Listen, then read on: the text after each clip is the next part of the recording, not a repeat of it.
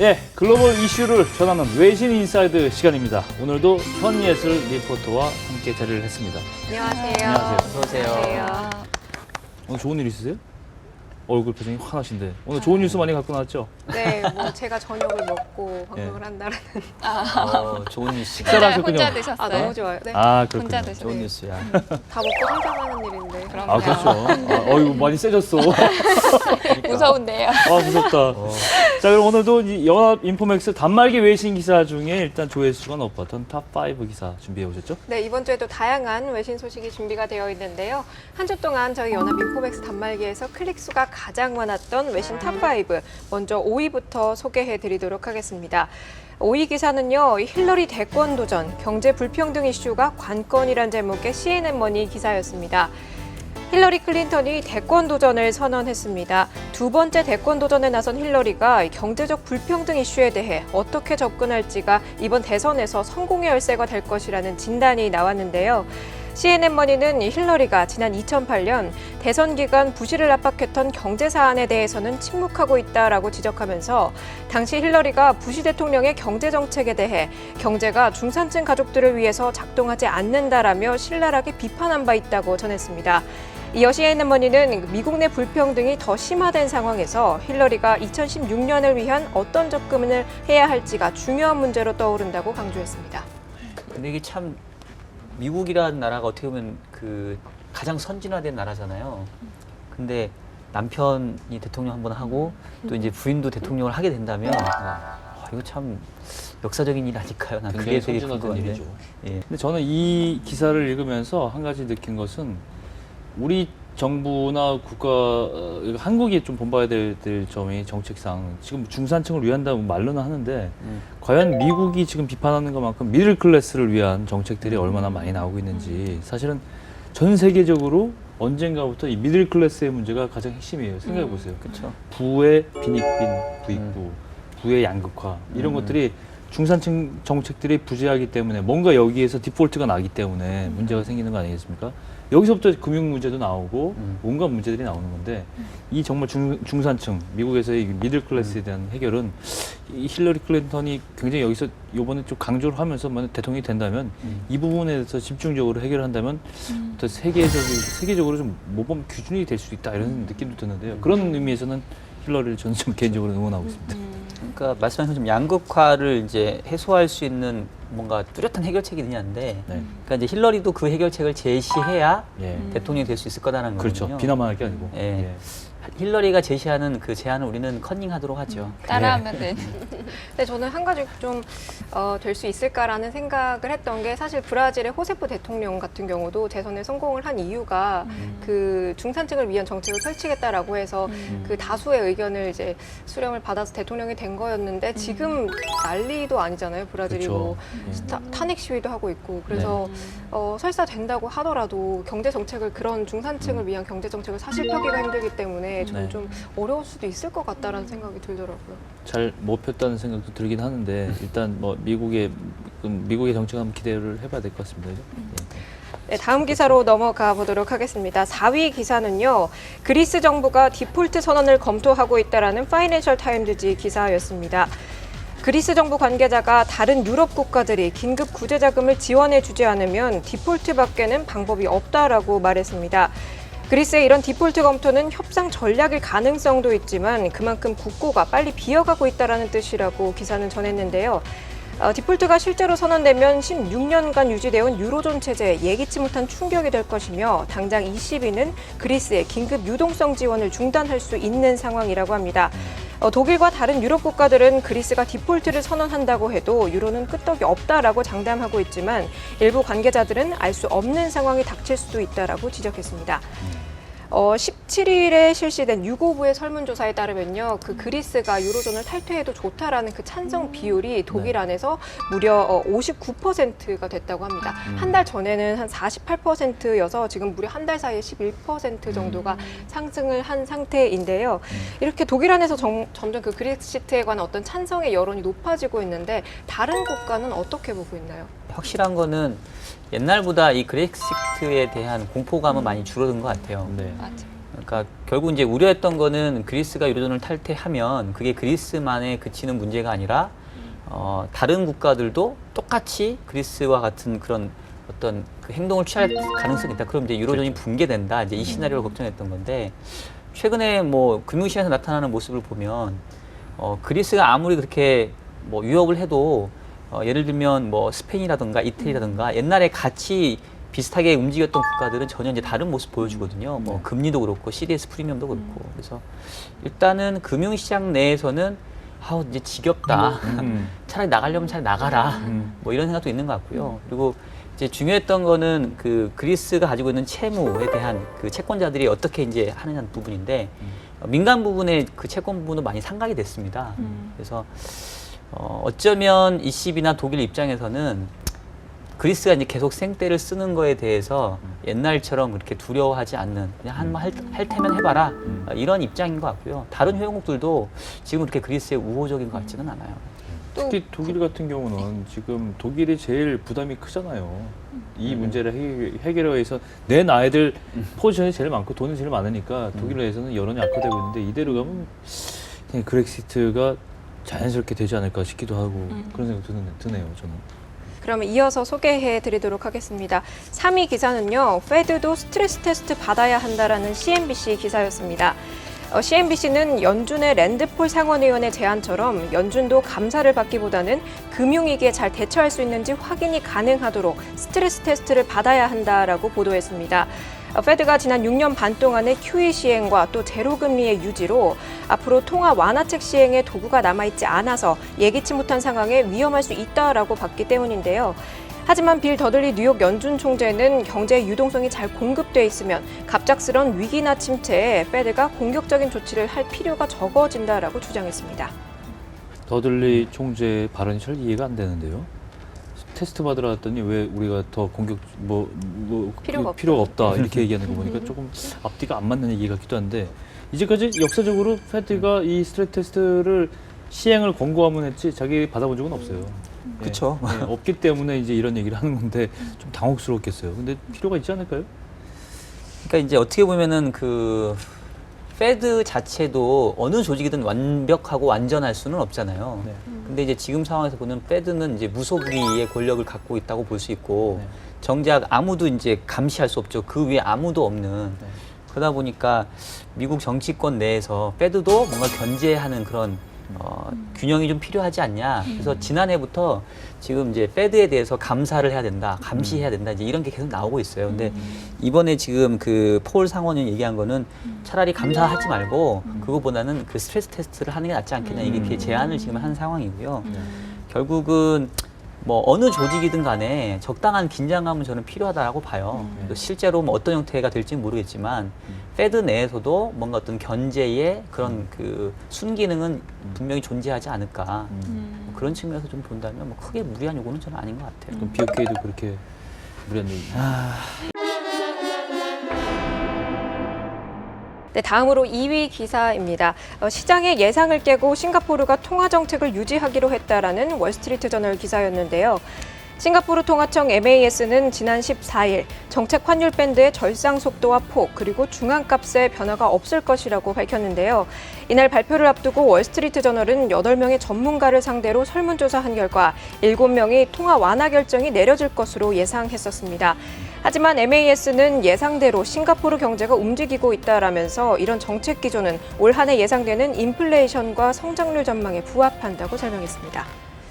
싱가포르 같은 경우는 작은 도시 국가고 대외 거래가 경제에서 차지하는 비중이 굉장히 크거든요. 그래서 우리는 기준금리를 통해서 통화 정책을 조절하는데 여기는 이제 환율 정책을 통해서 통화 정책을 조절을 해요. 그래서 여기서 원래 시장에서는 원래 4월하고 10월에 보통 결정을 하는데 올해 1월에 그러니까 9.11 테러 이후에 처음으로 정기적인 통화 정책 회의 때가 아닌 때 완화책을 발표를 했거든요. 예. 그래서 당연히 4월 되면 하지 않을까, 그 절상 기울기를 좀 완만하게 하지 않을까라고 기대를 했는데 예상 밖의 정책을 동결했거든요. 그래서 저는 느낀 게 이제 무차별적인 통화 완화는 일단은 좀 이제 수그러드는 게 아닌가.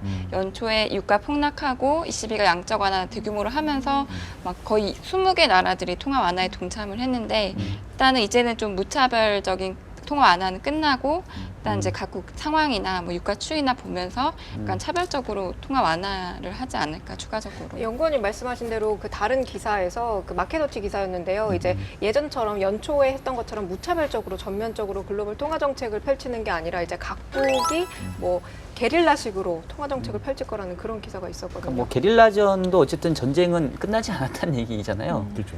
그러니까 그 ECB의 QE가 3월부터 시작이 됐고 그게 있을 거다라는 게 이미 연초부터 알려지면서 그에 대응한 각국의 금리 인하와 통화 완화들이 한바탕 이렇게 한 턴을 돌았어요. 어떻게 보면. 그렇죠. 예. 그래서 이제 지금은 다른 애들이 어떻게 하는지를 이제 지켜보는 이런 국면이라고 볼 수 있겠고요. 그래서 실제로 보면은 최근에 호주도 그랬고 동결했고. 인도도 그랬고 네. 금리나 한번 했던 애들이 또 할 건 줄 알았는데 일단 좀 지켜보고 이런 상황을 지금 보여주고 있는 것 같아요. 그래서 또 누가 치고 나올지 아니면 이 정도면 충분해서 더 이상 안 해도 될지 그거는 이제 진짜로 지표 흐름 또 뭐 금융시장 주가의 어떤 모습 이걸 봐야 되는데 최근 상황도 보면은 조금 유가도 오르고 이러니까 이 정도에서 한번 좀 지켜볼까 이런 그 시각이 좀 우세해지고 있는 게 아니냐.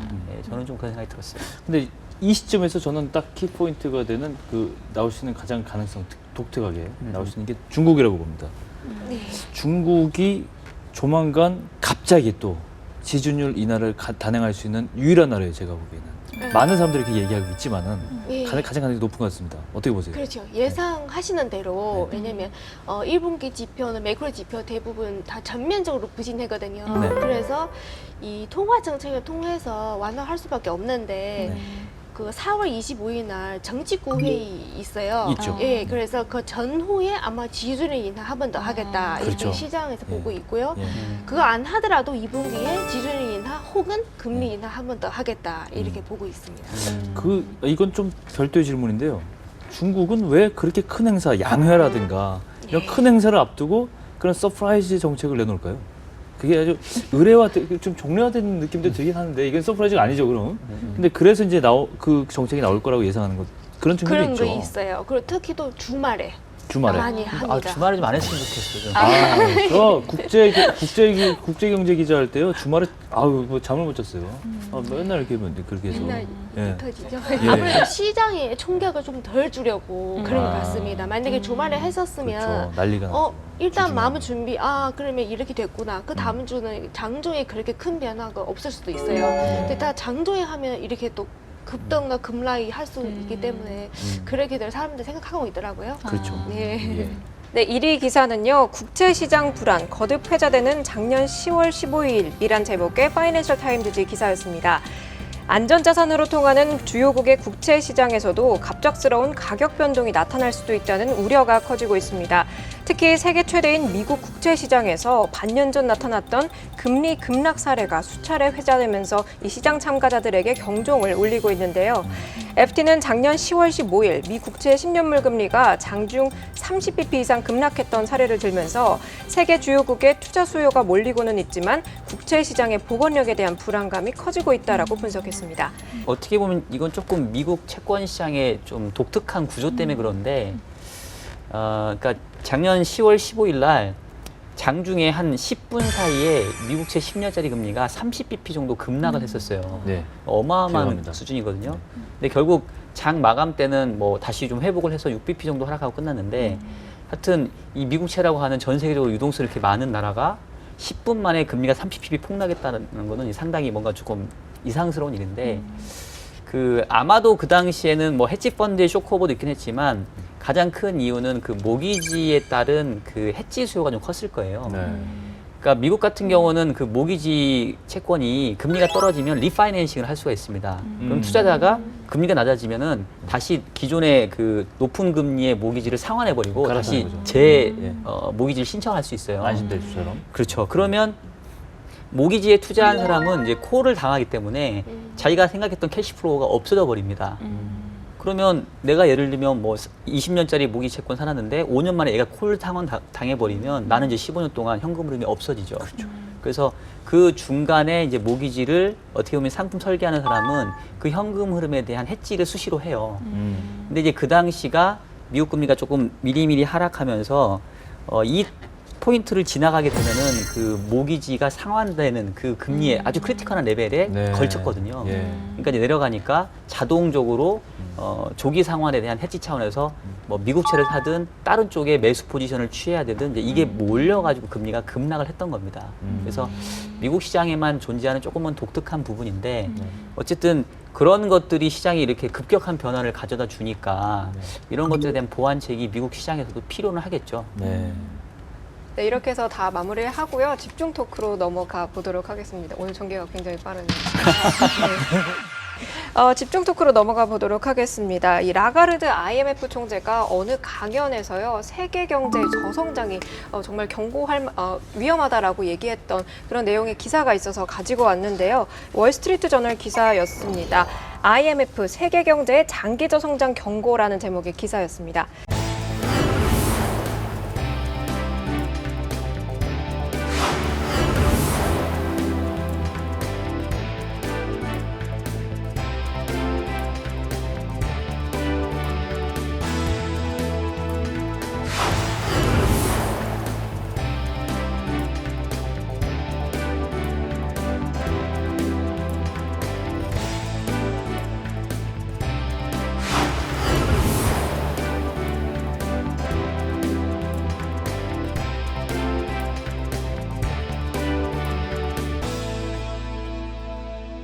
저는 정말 유로존은 재정을 좀 풀어야 된다고 생각을 해요. 지금 뭐 아시겠지만 국채 사고 싶어도 재정이 뭐 계속 긴축이다 보니까 신규 발행되는 국채는 매우 제한적이고 그렇죠. 사고 싶어도 살 수 있는 게 앞으로 계속 줄어들 거라고 하더라고요. 네. 그래서 결국은 좀 재정을 풀어줘야 경기도 좀 살아나고 뭐 그러는 상황인 거 아닌가. 계속 재정은 안 풀고 계속 통화만 어떻게 해보려고 하는 거는 굉장히 경기 회복을 더디게 할 것 같아요. 결국은 경기를 살리기 위한 정책이었지만은 결국은 유로만 약하게 하는 근린 궁핍화 정책이라는 결론이 날 수도 있으니까 유로존은 정말 재정을 풀어야 될 것 같고 경상흑자도 지금 우리만 사상 최대가 계속 나는 게 아니라 유로존도 계속 사상 최대 흑자를 기록을 하고 있거든요. 그래서 부양을 위해서 통화 정책과 재정 정책 다 써야 된다고 생각을 해요. 근데 저는 이제 이 기사를 보면서 이 크리스틴 라가드 총재의 조금은 스탠스가 바뀐 것 같은 느낌이 드는 게 네. 이분이 작년 어느 연설에선가는 이제 그런 얘기를 하셨거든요. 인플레이션은 요술램프의 진이의 요술램프인가? 예. 요술램프의 진이고 그 디플레이션은 오크다. 사람 잡아먹는 귀신. 그래서 각국이 이 디플레이션 위험에 대응하기 위해서 무차별적인 통화 정책, 적극적인 거시 정책을 써야 된다라고 했던 분이었거든요. 근데 이제 최근에 보니까 초저금리가 어떤 자산 가격 버블을 만들 수 있다. 그래서 통화 정책 쓰기보다는 이제 재정 정책을 써라. 이렇게 조금 스탠스가 바뀐 것 같아요. 그러네요. 그리고 특히나 이제 그 우리가 지난주였나 지지난주에 외신 중에 그 FT인가 월스트리트였나 그 독일의 경상수지 흑자가 사상 최대라고 이렇게 한번 공격한 기사가 있었잖아요. 예. 그래서 제가 보기에는 이제 타겟이 유로존보다는 독일. 왜냐하면 유로존은 재정 위기를 겪었기 때문에 독일이나 몇몇 국가를 제외하고는 재정을 더 쓰면 안 돼요, 지금도. 네. 여전히 재정 건전화 작업을 해야 됩니다. 그렇죠. 근데 이제 독일처럼 재정 그 건전성도 높은데 경상수지도 흑자인 애가 입sức 닫고 가만히 있으면 안 되는 것 같아서 아마 조금 싸잡아서 유로존을 얘기한 것 같고요. 일본은 뭐 이미 다 써갖고 제가 보기에는 맞아요. 예, 재정도 재정도 다 쓸 수 국가 중에 없어요. 하나죠. 하고 재정도 그렇고 뭐 통화도 예, 그렇고. 통화도 그렇고. 브라질은 그냥 정치 안정이 제일인 것 같고 그래서 그나마 제가 보기엔 독일하고 중국 정도가 사실상 역할을 해줄 수 있는 게 아니냐. 독일은 좀 정말 해야 될 것 같아요. 국채 사고 싶어도 정말 독일 국채 수급은 스키즈에 가까운 것 같은데. 네. 실제로 그 올해 ECB가 독일 국채를 사줘야 되는 규모가 한 1,100억 유로 정도 되는데 네. 올해 예상되는 독일 국채 순발행이 제로입니다. 네. 그래서 이제 발행 시장에서는 ECB가 물건을 좀 구하기가 힘들고 네. 유통 시장에서 독일 국채 가진 투자자에게 가서 이제 네. 사정하는 거죠. 우리 QE 해야 되니까 물건 줘. 네. 그러니까 이제 요즘 독일 금리가 7년 이하 다 마이너스인데 네. 저도 그 생각은 들어요. 독일이 네. 조금 채권 발행도 하고 하면서 유로존뿐만 아니라 이제 본인 스스로를 위해서도 조금 재정 지출 늘릴 필요가 있지 않나. 네, 이렇게 라가르드의 연설이 있고 난 후에 IMF에서 세계 경제 전망 보고서가 나왔잖아요. 특히 인도의 전망이 굉장히 밝게 나왔습니다. 다들 네. 아시겠지만 6.3에서 7.5로 무려 1.2%나 상향 조정이 됐는데요. 반면에 중국 같은 경우는 6.8로 지금 유지가 돼 있는 상황이죠. 그 99년도 이후에 16년 만에 처음으로 지금 인도의 경제 성장률이 중국을 앞질렀다라고 하는데 어떻게 앞으로 인도가 중국을 앞지를 수 있을 거라고 보시나요? 아무래도 중국은 그동안 너무 급성장해 왔었기 때문에 그 중국 종점 두는 곳이는 성장률보다는 구조 조정을 같이 가는 거. 공용 만약에 어느 수준 유지할 수 있는 그런 성장만 됐기 때문에 그래서 인도는 좀 충분히 앞지를 수 있지요. 예. 언제쯤 그래 예측하시나요? 뭐 한 내년? 빨리 생각해. 그렇게 아니, 빠르요? 제발 좀 그러면 좋겠어요. 중국은 뭐 말씀하셨지만 그 네. 뉴 노멀에 네. 약간 이제 경기가 막 팽창하는 시기라기보다는 네. 일단은 속도를 조절하는 시기고 지금 네. 팽창할 만한 나라가 전 세계에서 별로 없잖아요. 그래서 네. 인도라도 해주면 네. 세계 경제에 굉장히 도움이 되지 않을까. 근데 지금은 지금 경제 성장률만 두고 지금 인도가 앞지른 건데 예전에 블룸버그 기사에서 이건 뭐 산술적으로만 계산했는지는 모르겠지만 그 GDP의 규모가 넘어서는 능가하는 그 시기를 12년 후로 잡았더라고요. 지금부터 12년. 네, 12년. 그때가 되면 다시 인도에 대한 우리 이 토크를 좀 해야 되겠군요. 12년 뒤에 네. 제발 회사에 하시죠. 다닐 수 있으면 좋겠어요. 방송 해야 되니까.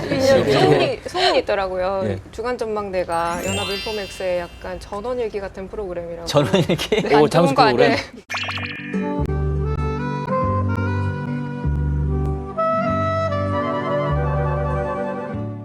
어떻습니까? 오늘 박영곤이 오늘 처음 주간 전망대 나오셨는데 소감 한 말씀 부탁드릴까요? 예, 많은 전문가들이 같이 하는 자리여서 너무 영광스럽고요. 많은 것을 배우고 있는 것 같습니다. 예, 감사드립니다. 예. 앞으로도 자주 뵐 수 있기를 희망하겠습니다. 네, 감사합니다. 네. 자, 오늘 주간 전망대 오늘 여기까지 하겠습니다. 여러분, 고맙습니다. 네, 수고하셨습니다. 감사합니다.